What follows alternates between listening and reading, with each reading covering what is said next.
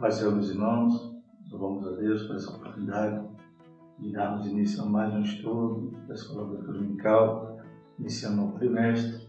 A revista do trimestre tem por título Os Valores do Reino de Deus, a relevância do Sermão do Monte para a Igreja de Cristo. Revista comentada por pastor Zé Gomes, que é escritor, conferencista e pastor da Assembleia de Deus em Tirivical, São Luís, Maranhão. Estaremos então nesse novo trimestre, a lição 1, o título é o Sermão do Monte, o caráter do Reino de Deus. Então estaremos falando sobre esse importante sermão que vai do capítulo 5 ao capítulo 7 de Mateus, também encontrado em outros evangelhos, no qual Jesus nos transmite qual é o caráter, qual é a ética que deve ter aqueles que fazem parte do Reino de Deus. Então, ali a gente pode extrair uma ética cristã através dos ensinos de Jesus. Ele vai se fazer uso da própria lei e vai demonstrar os princípios que já estavam ali na lei, estavam ocultos, escondidos, porque os fariseus que se gabavam de ser cumpridores da lei não entendiam específicos, como veremos durante o trimestre. Por exemplo, quando fala não matarás, eles imaginavam que matar seria só o derramar sangue. E Jesus então vai demonstrar ali que aquele que faz para o reino de Deus, do reino dos céus, o princípio ele é mais abrangente. Não é só a letra, mas é o Espírito que está ali na letra que nos vivifica. Esse trimestre, como já falamos, estaremos então destrinchando cada lição, falando um pouquinho do Sermão do Monte, Mateus 5 e Mateus 7. Louvamos a Deus. Meu nome é o evangelista Fernando Rodrigues. Siga o Senhor aqui na Assembleia de Deus, Nossa Senhora da Glória. Então, o texto da nossa lição é: bem-aventurados sois vós quando vos injuriarem e perseguirem e mentindo disserem todo mal contra vós por minha causa. Mateus 5:11. A verdade prática diz: o Sermão do Monte revela a ética do reino de Deus, que forma o caráter do cristão. Para quem deseja ser chamado discípulo de Jesus, não há alternativa senão praticar. Então isso é fundamental. Então essa é a cerne do estudo deste trimestre. Essa ética do reino de Deus. A gente sabe que a ética é os costumes, é os padrões, é os princípios que norteiam uma sociedade. E no caso do reino de Deus, essa ética ela é baseada na palavra de Deus. Então são princípios imutáveis, diferente da ética do mundo, que é líquida, a cada tempo ela varia. E nós trazemos aqui um acréscimo aqui desse livro, As Novas Fronteiras da Ética Cristã, de Flaviano de Andrade, que fala a respeito dessa temática. Diz aqui que ética é o conjunto de normas e preceitos valorativos, cuja missão é orientar o indivíduo em particular e a sociedade como um todo a trabalhar pelo bem comum. E fazendo essa relação com a ética do mundo, diz o seguinte: houve um tempo que a ética secular e a moral cristã pareciam irmãs gêmeas. Separá-las era não só impensável, como inadmissível. Vendo-se hoje livre da moral cristã, a ética secular, já refém das academias, foi plasmando sutilmente o homem pós-moderno. E resultado de todo esse processo não poderia ser mais esdrúxulo. Hoje já é possível ser imoral e ética ao mesmo tempo. Então a ética ela foi se amoldando tanto, essa ética do mundo, essa ética secular, que o autor aqui, Flaviano de Andrade, tem esse paradoxo, É possível alguém ser imoral e ético ao mesmo tempo. Ele continua: essa maldita dicotomia vem contaminando, inclusive, boa parte dos cristãos. É comum ouvir alguém declarar: minha vida particular nada tem a ver com a pública. Isso significa que, embora imoral naquela, o indivíduo pode ser exemplo de ética nesta. É só não contrariar os padrões e costumes adotados pela sociedade. Então, uma ética tão distorcida que a pessoa consegue ser ético e ao mesmo tempo imoral. Só que o cidadão do reino dos céus é diferente. né? Então a nossa ética ela não muda, ela não varia, são princípios absolutos. E é isso que nós vamos aprender durante esse trimestre. Nós não devemos nos amoldar, né? Como diz Romanos 12, não nos conformar com este mundo. Não devemos nos amoldar com a ética, essa ética ali que hoje uma coisa que outrora era errada já passa a ser admissível, então ela vem sendo relativizada. Mas cristãos, aqueles que são nascidos de novo, aqueles que professam ser seguidores de Cristo, devem então viver uma vida, né, que, como diz também a palavra do Senhor, essa em si, não, ou seja, não pode estar ético e imoral ao mesmo tempo, como a gente viu que acontece na ética secular. A leitura bíblica em classe se encontra em Mateus capítulo 5, de 1 a 12. Hoje a gente vai começar falando aqui do Sermão do Monte e vamos começar a falar aqui sobre as bem-aventuranças.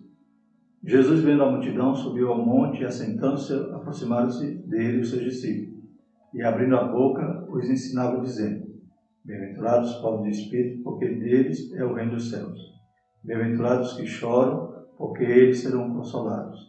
Bem-aventurados os mansos, porque eles herdarão a terra. Bem-aventurados os que têm fome e sede de justiça, porque eles serão fartos. Bem-aventurados os misericordiosos, porque eles alcançarão misericórdia. Bem-aventurados os limpos de coração, porque eles verão Deus. Bem-aventurados os pacificadores, porque eles serão chamados filhos de Deus. Bem-aventurados os que sofrem perseguição por causa da justiça, porque deles é o reino dos céus. Bem-aventurados sois vós, quando vos injuriarem e perseguirem, e mentindo disserem todo mal contra vós por minha causa. Exultai e alegrai-vos, porque é grande o vosso galardão nos céus, porque assim persegui os profetas que foram antes de vós. Então, esse último versículo já nos dá também, né, algo interessante, já nos dá uma revelação aqui no sentido de que essa ética, né, esse padrão de Deus, que Deus quer que nós andemos, já era vivido pelos profetas. Né? Se eles eram perseguidos, era porque eles viviam uma vida conforme a direção de Deus. E nós, se vivermos assim também, como conclui aqui esse texto, estaremos talvez até sendo perseguidos, sendo, né, rotulados, né, como quadrados, como ultrapassados, mas bem assim também perseguiam os profetas que queriam viver em santidade. Deus, desde quando faz ali a aliança com Abraão, ele diz: anda na minha presença e ser perfeito. É claro que ninguém é 100% perfeito, mas esse ser perfeito é um verbo que indica que é uma continuidade. Cada dia ele tem que se aperfeiçoar e não retroceder e se amoldar com o mundo. Então os profetas tinham essa discrepância em relação ao modo de viver da nação, né? Muitas vezes está na contramão até do modo de viver do sacerdote, do rei, e eles confrontavam então essas lideranças que eram mais estavam vivendo conforme a palavra de Deus e não viviam. Os objetivos da nossa lição: analisar a estrutura do Sermão do Monte, correlacionar as bem-aventuranças com o caráter cristão e afirmar a bem-aventurança do cristão. Na lição de hoje a gente vai estar enfatizando essas bem-aventuranças e o que isso, né, liga, né, se relaciona com essa ética do reino de Deus. Introdução. Nesse trimestre, temos o privilégio de estudar os valores do reino de Deus, revelado no Sermão do Monte. Pastor Ziel, né, escritor conferencista, líder da Assembleia de Deus de Cabo de São Luís, é o comentarista do trimestre. Lá em Mateus 5:20, trazemos também essa referência, que tem relação com o tema do trimestre. Está dizendo o seguinte: porque vos digo que, se a vossa justiça não exceder dos escribas e fariseus, de modo nenhum entrareis no reino dos céus. Então, o que isso significa? Que para entrarmos no reino dos céus, para fazer parte do reino de Deus, a gente tem que ter um padrão. É claro que alguém pode dizer: mas as obras não salvam, e isso é bíblico, e que nós somos salvos pela graça, mediante a fé, é claro. Mas nós somos salvos para as boas obras, não é as obras que nos salvam. Nós que fomos salvos e essas boas obras refletem o nosso comportamento. Então, se a nossa justiça não exceder dos fariseus, então tem que ter mudança de vida, tem que ter um direcionamento divergente do que o mundo anda, né? Então tem que estar na contramão do mundo, como a gente já falou, da ética secular, e incorre num absurdo da pessoa conseguir ser ética sem ser moral. Também temos aqui na introdução o seguinte, que esse tema do Sermão do Monte é a alma do Evangelho. O ensino que Jesus transmitiu no monte se destaca pela sua dimensão prática e revela a essência de um verdadeiro seguidor de Cristo. Então temos ali algo que reflete, né, uma prática, uma ortopraxia, ou seja, ter uma prática correta, verdadeira, conforme a palavra de Deus. Ao longo do trimestre, então, veremos esse Sermão do Monte e os ensinamentos.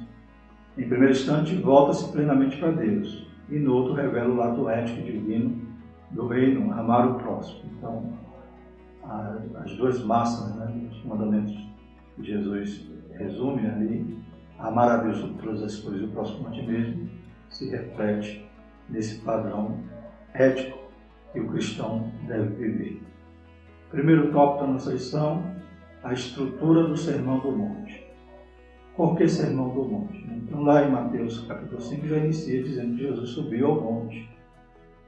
Esse monte, como vamos ver aqui na lição, ele provavelmente é em Cafarnaum, conforme as referências aqui cruzadas, Mateus 8, 1, 5 e Lucas 7, 1, demonstra que depois que Jesus desceu do monte ali, ele foi até Cafarnaum. Mateus 8, por exemplo, ele encontra ali aquele leproso.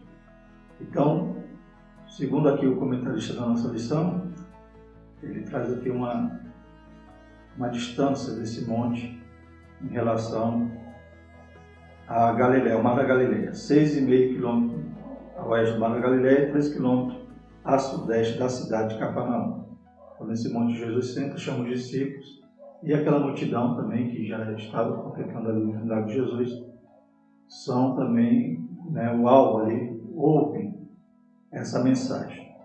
Jesus estava ensinando então um padrão para quem seguisse a ele, para os discípulos. E aquela multidão, havia muitos ali que já estavam sendo seguidores de Cristo. Segundo subtópico, a estrutura do Sermão do Monte. Então, para alguns estudiosos, o Sermão do Monte se fundamenta na narrativa que começa em Mateus 1, 4 a 16. O que temos lá em Mateus 1, 4 a 16? É a genealogia de Jesus.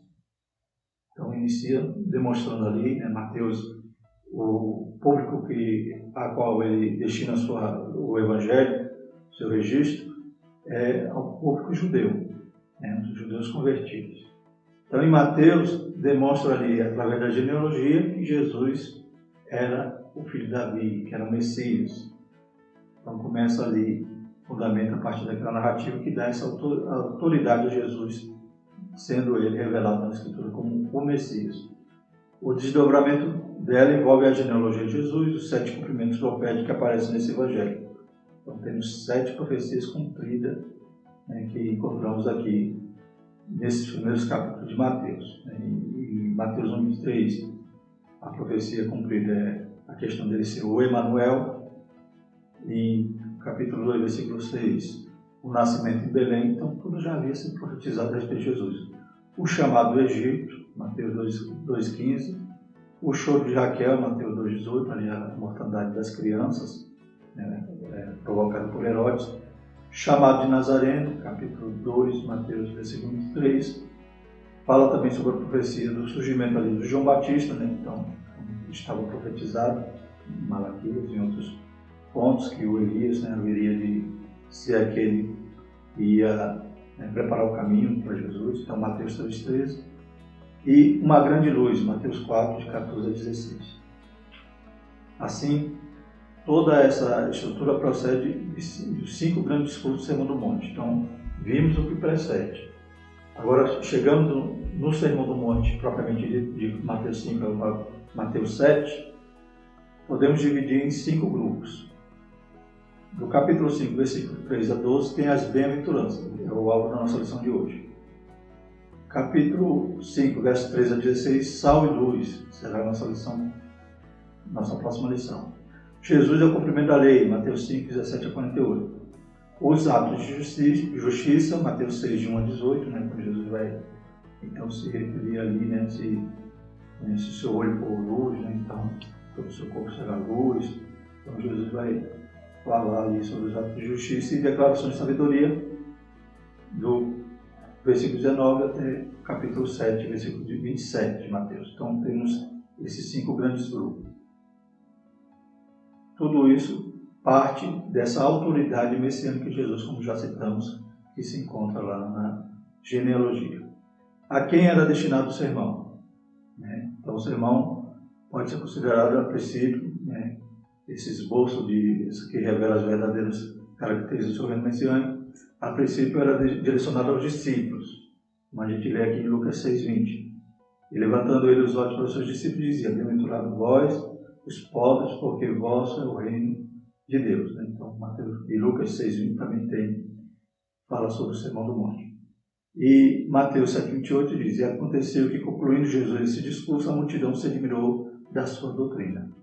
Então, era destinado ao discípulo, em primeiro lugar, mas também todo o povo ali recebeu essa palavra e aprendeu que para fazer parte do reino dos céus, lembramos que lá na genealogia, nos primeiros capítulos de Mateus, vai apontar que Jesus é o Messias.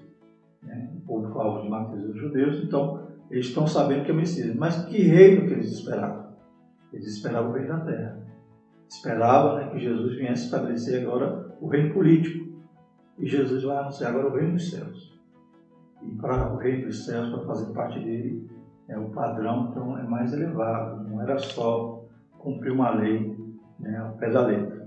Então, nós temos aqui Jesus apontando para essa direção. E o povo ali, aquela multidão e os discípulos estavam aprendendo isso, para fazer parte do reino de Deus. Sem a nossa justiça se der dos fariseus, como já lemos, não entraremos no reino dos céus. Segundo tópico da nossa lição, as bem-aventuranças e o caráter dos filhos de Deus. O que são bem-aventuranças? Então, do grego é makario, que significa felizes. Essa expressão trata da qualidade presente na vida dos que dependem de Deus, que estão sob seu domínio e soberania e seguem a Jesus com sinceridade. Então, eu faço parte do reino de Deus. Estou vivendo no padrão ético, moral que a Bíblia me ensina, que ela me norteia. Então eu vou ter também o privilégio de ser felizes ou bem-aventurados. Então fazemos parte desse grupo. Mas que felicidade é essa? Que bem-aventurança é essa? A gente vai ver que vai na contramão da do mundo. Por exemplo, bem-aventurados que choram. Como? Se está chorando e é feliz. Então vai na contramão, porque essa felicidade faz parte daquele que depende de Deus. Como o Salmo 23, em uma determinada versão, em uma determinada tradução, lá quando lemos: o Senhor é meu pastor, nada me faltará. Então tem uma versão que diz assim: o Senhor é meu pastor, de nada sentirei falta. Então esses que dependem de Deus, que vivem sob o domínio de Deus, têm essa condição de ser feliz, mesmo chorando, glórias a Deus. Mesmo na tormenta, ele tem paz. Ela ainda se refere tanto ao presente quanto ao futuro. Então é algo que você vive hoje, que você vive na presença de Deus, você sente, tem confiança nele, sabe que ele é o socorro bem presente na hora da angústia, e também uma felicidade que aponta para o futuro, por vir, quando estaremos eternamente com o Senhor.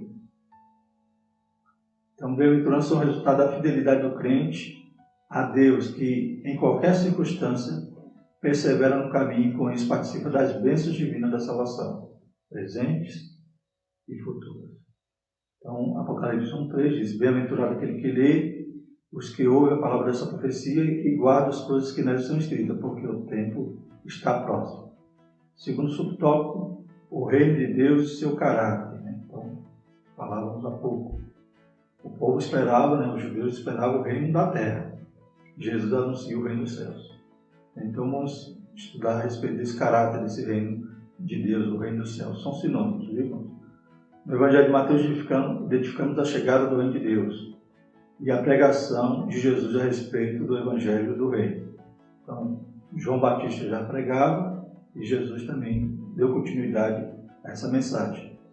Mateus 4,17. Desde então começou Jesus a pregar e a dizer: arrependei-vos, porque é chegado o reino dos céus. Mas o que seria o reino de Deus? Na Bíblia, o reino de Deus é comparado a uma semente a qual se desenvolve ao longo do tempo. Está lá em Marcos 4, 26 a 28. E dizia, o reino de Deus é assim, como se um homem lançasse semente à terra e dormisse, e se levantasse de noite ou de dia, e a semente brotasse e crescesse, não sabendo ele como, porque a terra por si mesma frutifica, primeiro a erva, depois a espiga, por último o grão cheio na espiga.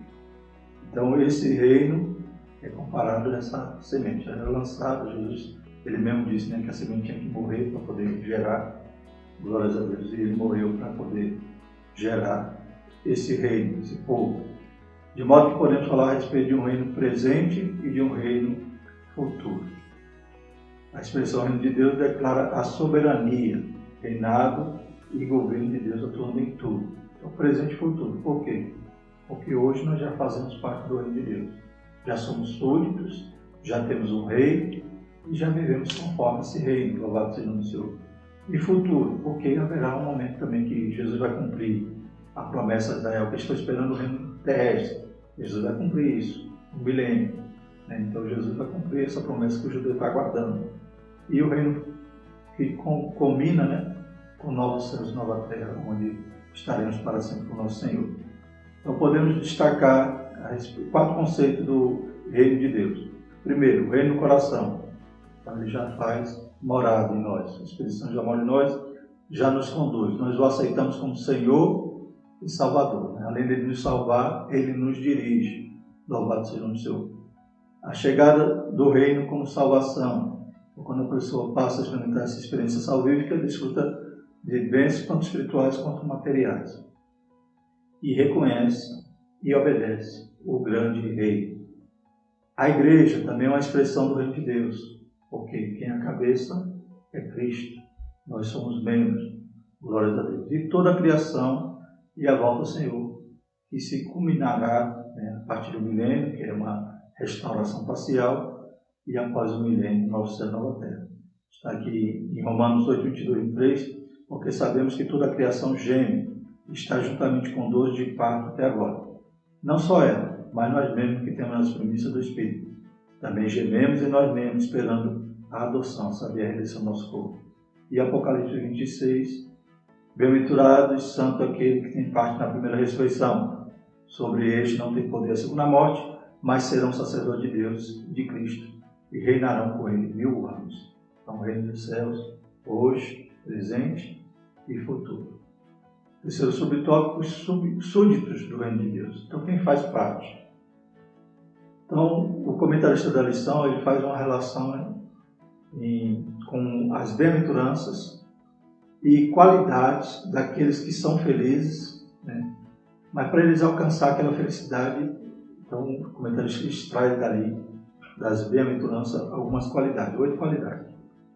E são elas: quebrantamento, a qualidade daquele que é súdito do reino dos céus. O choro, né? Então, aquele que chora será consolado. Mansidão, retidão, justiça, né? Misericórdia, pureza, pacificação e é perseguido, né, por causa dos valores do reino. Então, esses que suportam isso, passam por isso, mas passam felizes, passam bem-aventurados, porque já tem Deus na sua vida. Deus já faz suportar tudo isso. E esses, então, são qualidades daqueles que fazem parte do reino dos céus. Logo, espera-se que os filhos de Deus manifestem essa qualidade espiritual na vida cristã, pois sem elas não poderemos participar do reinado divino. Mateus 3, 8 a 10 diz: produzi, pois, frutos dignos de arrependimento, e não presumais de vós mesmos, dizendo: temos por pai Abraão. Porque eu vos digo que, mesmo destas pedras, Deus pode suscitar filhos de Abraão. E também agora está posto o machado à raiz das árvores. Toda árvore, pois que não produz bom fruto, é cortada e lançada no fogo. Então, João Batista, né, ele traz essa declaração. Por quê? Porque para fazer parte dos céus, ou do reino de Deus, não bastava ser filho de Abraão. Tinha que entrar pela porta, como Nicodemos, né, em João 3, vai consultar Jesus, perguntar o que faria para herdar a vida eterna. Jesus disse: tem que nascer de novo. Então, não adiantava apenas ser descendente de Abraão, ser judeu. Terceiro, nosso último tópico é: somos bem-aventurados. A beatitude na vida dos salvos, salvo em Cristo, o seguidor de Jesus vive a beatitude, isso é, estado permanente de perfeita satisfação e plenitude, estado de felicidade e serenidade. Está chorando, né? Está chorando por quê? Está chorando, mas está ali, sendo consolado. Está sofrendo perseguição, mas sabe que, aleluia, né? Terá uma recompensa, louvado seja o Senhor. Então, ele vive nesse estado permanente de perfeita satisfação. Nada lhe faz falta, como citava há pouco, né, em uma versão do Salmo 23. Isso ocorre porque o discípulo de Jesus desfruta do favor de Deus e manifesta atitudes que mostram coerência com a ética do reino. Então, ele já tem a presença de Deus na sua vida, já tem o Espírito Santo, e ele vai produzir frutos. Felizmente, né, ele está estudando aqui sobre ética, sobre o caráter, sobre a moral cristã. E quantos escândalos, né, a gente tem ouvido, né, nesses dias mesmo que estamos agora estudando essa lição, pessoas que se dizem cristãs, mas se desvirtuam. Então, se a justiça não exceder dos fariseus, de forma alguma entrarão no reino dos céus. É possível todo crente agir por meio dessas atitudes, pois quem passou pela experiência da salvação é transformado interiormente pela palavra de Deus. Está lá em Hebreus 4:12. A prova de que o cristão é bem-aventurado, o cristão que pratica as 8 beatitudes do Sermão do Monte, domina o eu carnal, vive em Cristo e entra numa nova dimensão espiritual e vive a bondade de Deus. Está lá em Gálatas 2:20. Já estou crucificado com Cristo. E vivo não mais eu, mas Cristo vive em mim. E a vida que agora vivo na carne, vivo pela fé no Filho de Deus, o qual me amou e se entregou a si mesmo por mim.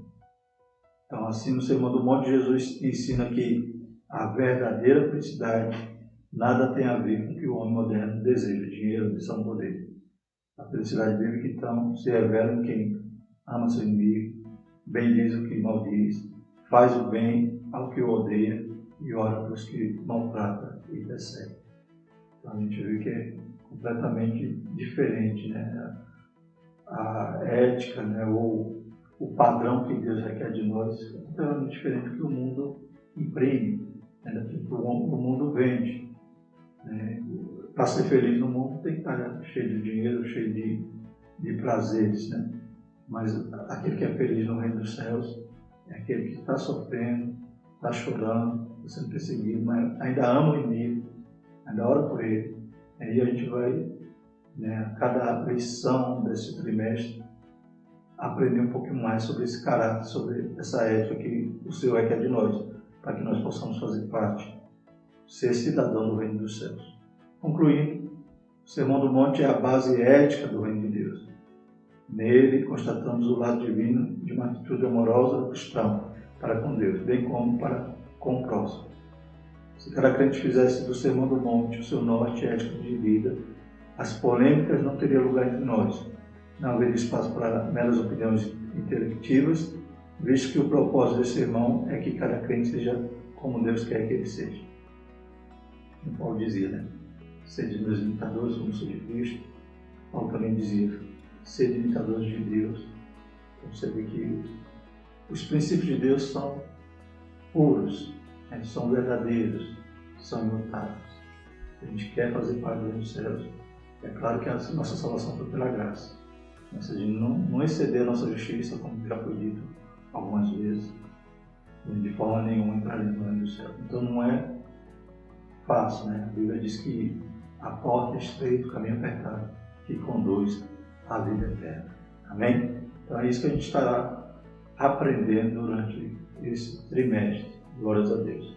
Possamos, né, pedir para o Espírito Santo nos ajudar, né, e nos moldando e nos aperfeiçoando para que cada dia mais vivamos conforme a palavra do Senhor. Isso é se queremos fazer parte do reino. Amém? Graças a Deus, irmãos, que os irmãos possam ter uma semana abençoada. Essa semana estaremos aqui novamente, né, estudando a escola bíblica dominical. Os irmãos sejam, tenham então, aleluia, uma lição proveitosa em cada igreja, né? Que aqui é apenas um subsídio, mas a escola realmente, como diz o pastor Caramuru, né, se realiza quando você está lá na sua congregação, aprendendo lá com seus irmãos. Amém? Glórias a Deus. Fica na paz, em nome de Jesus.